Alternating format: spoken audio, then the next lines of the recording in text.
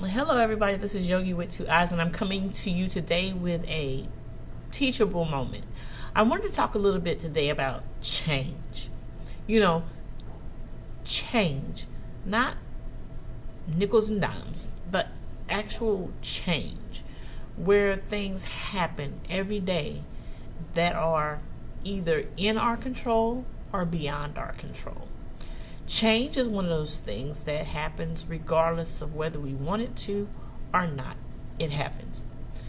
And I really wanted to speak on it because I was thinking the other day when I took my car to the shop that, wow, I'm going to be without a car for a little while. I need to really get everything in place. So I got picked up. And once I got picked up, they let me use their car. Well, if you've seen my car, you already know. If you haven't seen my car, just imagine, I'm a mom with a kid, and we go everywhere. We do everything. I have everything but the kitchen sink in there, and if I could fit the kitchen sink in there, I would. So, just to be on the safe side, you can't be without anything, You got to have all your things in order. Anyhow, so what happens when you go through change is you start to notice things differently. People give you different rules and parameters. The rules for my car are, you can't eat in my car. You can't have the shoes off in my car. You can't look funny driving my car because my car is cool. Or whatever rules they give you. But you start noticing, okay, past the rules, this change. Something that feels different. You start to notice how the car drives. You start to notice how the car does some of the things your car maybe does and maybe not. But you notice those things. See, change happens slightly. You might realize, okay, I've never sat in a seat this high before or this full before. This Chrysler 300 is kind of pushing the limits of my style factor. Like it starts to give you something different, and then you change cars again.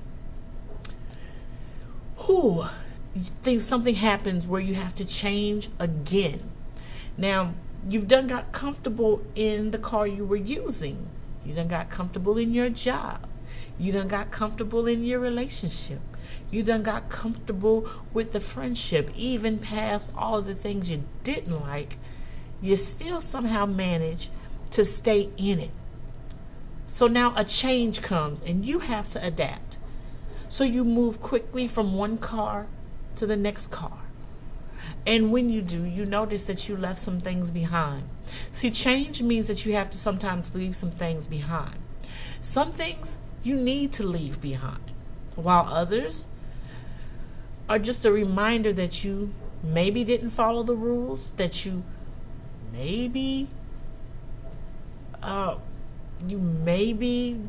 used some things and did some things in that car you shouldn't have. And what's so crazy is also in change. Let me tell you what happened. So I borrowed the car and made 2 long trips with the car because I had 2 shows. And one show was in Lumberton. I didn't have to get no gas. I had a full tank when I got this car. Everything was good. I had car keys. I was not worried. Come back, turned around and drove to Cary. Decided in Cary I need to stop at the gas station and get gas. Not because I really needed a lot of gas, but it was kind of getting low and I really wanted to have gas. Just to realize that I didn't have the key to the gas tank. Have you ever been going through change and realize you honestly don't have what you need? Not what you want, but what you need. It's not there. And you freak out a little bit. I know I did. I freaked out a little bit because I was like, wow, this is really, not good. Because Fayetteville is a ways away from here. And I was so befuddled with everything that was going on, and my everything just went through the roof. And a lady at the gas station said, "Sweetie, what's going on?" And she talked to me, And I don't know, maybe she heard me freaking out, or fussing at myself, or thought I was crazy. But I was just like, oh, this is what's going on, and I don't have this, and I don't have what I need, and I changed cars, and And she said, baby, you got enough gas to get to where you're supposed to be? I said, yes, ma'am. She said, well, how about you get where you're supposed to be and not be late? See, sometimes in change, we just have to keep focused on the main goal at hand.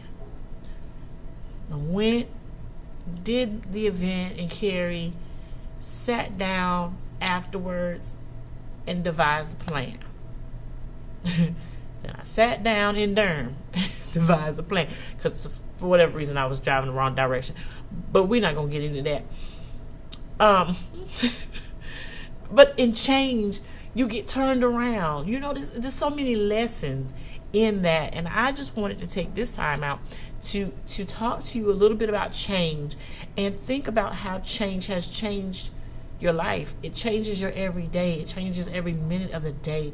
The decisions that you make alter your changes that will happen in your life. So today, I just want you to look at the changes that have been made, that you will make, that you have made, that have gotten your life here. And now I've got my car back. And everything is all good until you realize sometimes going back is not always what you need.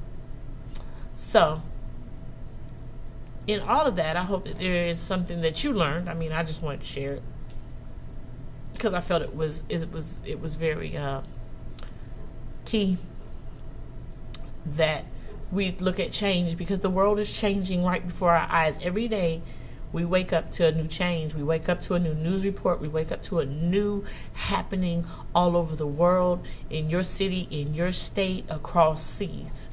And how do you think about change? How do you handle change? How do you deal with change will determine how far you will go in life.